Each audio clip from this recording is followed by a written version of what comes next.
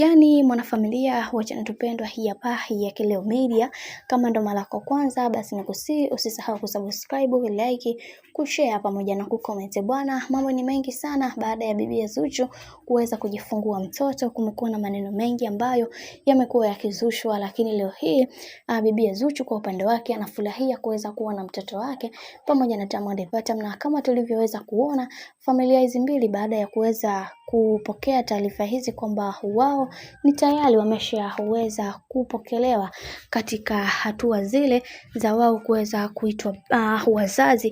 Tumeweza kuona Diamond Platnumz ameweza kufurahi sana na kumwambia mke wake awe na amani na kwani kila kitu kiko sawa. Hili jambo limewafanya watu wengi waweze kushukuru na kuweza kupongeza vitu vingi, na wengi wao wakasema kwa hiki ambacho kinachoendelea sasa, wacha tuone mwisho wake itakuwaje, kwa sababu ni kitu kizuri na ni kitu bora kabisa kwa upande wao. Hivyo wanaamini katika haya yote Mungu atasimama pamoja nao.